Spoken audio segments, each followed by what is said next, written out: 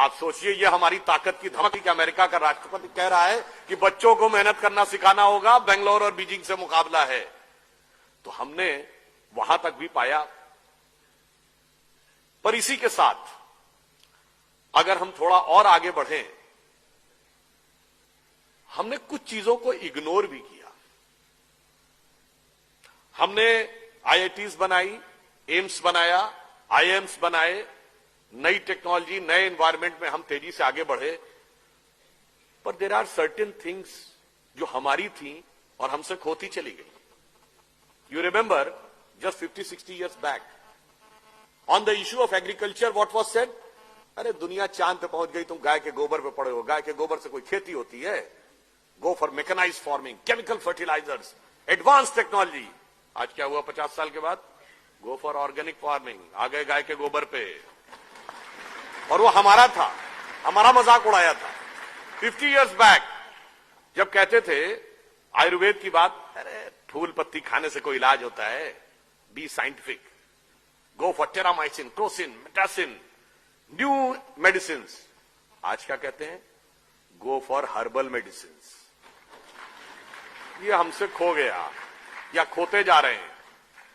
Just 50-60 years back जब हम ये कहते थे पेड़ की पूजा करो, पहाड़ की पूजा करो, नदी की रक्षा करो, तो what was said? This is the reminiscence of primitive tribal civilisation. यही एलिगेशन था ना। And now from Rio de Janeiro of 1992 to Copenhagen of 2009 to Paris of 2016, अब आप क्या कह रहे हैं? पेड़ की रक्षा करो, नदी की रक्षा करो, पहाड़ की रक्षा करो, जंगल की रक्षा करो। ये हमारा था और हम उसको छोड़ते चले गए।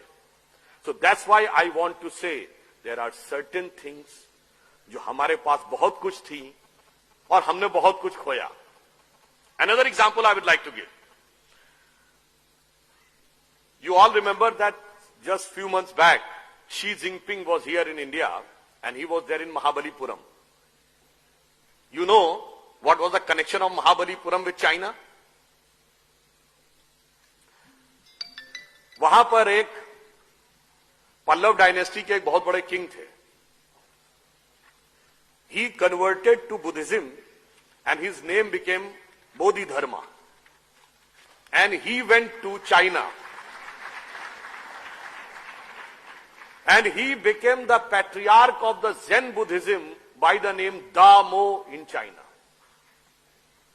And subsequently 90-95% of the China became follower of Buddhism at one point of time, for which one of the very prominent Chinese thinker, philosopher of 40s and 50s, who she has said that India has culturally dominated and controlled China for more than 2,000 years without sending a single soldier across the border. This was the connection of Mahabalipuram to China. We forgot. One more thing I would like to remind. What was our capability? In the first non-aligned summit, the then President of Indonesia, Ahmad Sukarno, which is the biggest Muslim country in the world, has come to India. When he was returning, the return gift was given by Pandit Nehru. Then he asked for another gift. Then it was asked, kya chahiye aur? Then he said, 4 ghade Ganga Jal. Then his counterpart of Pakistan said, what you are asking? You are a Muslim country and asking for Ganga Jal. He said, by change of circumstances, we have changed our way of worship, but we cannot change our forefathers. So what the connection India was having across the world, ये तो Indonesia है। और America के मूल निवासियों को क्या कहते हैं? रेड इंडियन, क्योंकि इंडियन को ही खोजने गए थे वहां। None of the country in the world is having such a vast influence from the far eastern side to far western side. इसलिए मैं कहना चाहता हूं, बहुत हमको पढ़ाया गया unity in diversity, unity in diversity. Diversity तो आप खुद बोलते हैं, यूनिटी का एंगल तो बताइए। आप मुझे किसी से पूछूं यूनिटी का एलिमेंट क्या है? हमें पढ़ाया नहीं जाता कभी।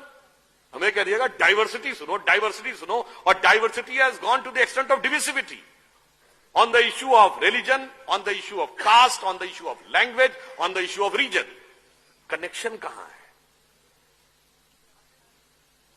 वो कौन सा पॉइंट है जो जोड़ता है? मैं आपको बताऊं कौन सा पॉइंट जोड़ता है।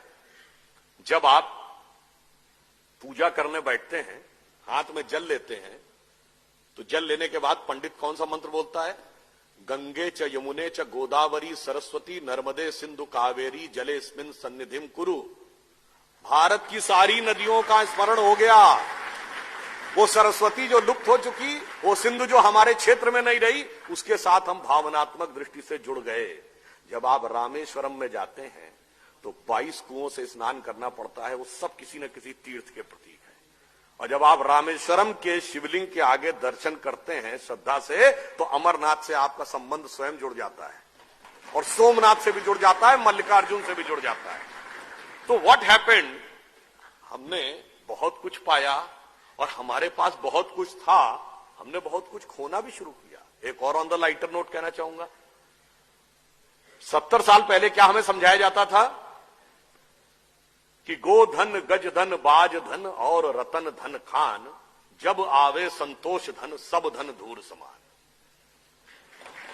और आज क्या सिखाया जाता है? ये दिल मांगे मोर।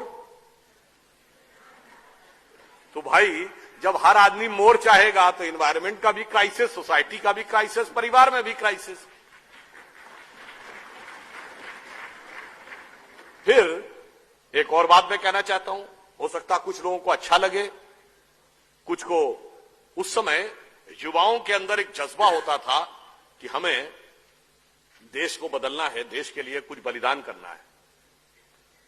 अब मैं कहूंगा जब हम लोग छोटे थे, स्कूल में पढ़ते थे, एट दैट टाइम अगर आप किसी लड़की को आइटम गर्ल कह दें तो डिसिप्लिनरी एक्शन पक्का है।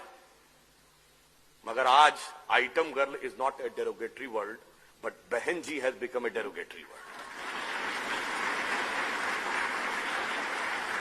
तो हम 70 साल में कहां पहुंच रहे हैं, जरा इसको भी हमें अच्छी तरह देखना होगा। वैसे आजकल काफी ज्यादा स्वतंत्रता सेनानियों और इन सबका आह्वान किया जा रहा है जगह जगह। Not going on any political aspect, I just want to say, आजकल वो राम प्रसाद बिस्मिल जी की नज्म भी बहुत बोली जा रही है ना, सरफरोशी की तमन्ना अब हमारे दिल में है, देखना है जोर कितना बाजुए कातिल में है। इस पे एक मूवी में इसका एक सटायर बनाया गया था, वो भी बड़ा विचार करना, मेरे थॉट को हिट किया। वो कहता है सरफरोशी की तमन्ना अब हमारे दिल में है, देखना है जोर कितना बाजुए कातिल में है। अरे ओ रे बिस्मिल काश आते आज तुम हिंदुस्तान, देखते तो मुल्क सारा क्या टशन और थ्रिल में है। और आज का लड़का ये कहता हम तो बिस्मिल थक गए, अपनी आजादी तो भैया गर्लफ्रेंड के दिल में है। तो आप ये सोचिए कि हम कहां थे, कहां पहुंचे। हमारे पास finally I would like to say, it is said that we are the youngest nation. It is truth but half truth. We are the youngest nation and the oldest civilization. And the future is that India having signature on the God particle means we are the only country which can provide the way for God and particle both. तो अटल जी की ये पंक्ति कह के समाप्त करूंगा कि 15 अगस्त का दिन कहता आजादी अभी अधूरी है, सपने सच होने बाकी हैं, रावी की शपथ न पूरी है। रावी परिपूर्ण स्वराज्य का आह्वान किया गया था। तो सपनों को सच करने को कमर कसें, बलिदान करें, जो पाया उसमें खो न जाएं, जो खोया उसका ध्यान करें।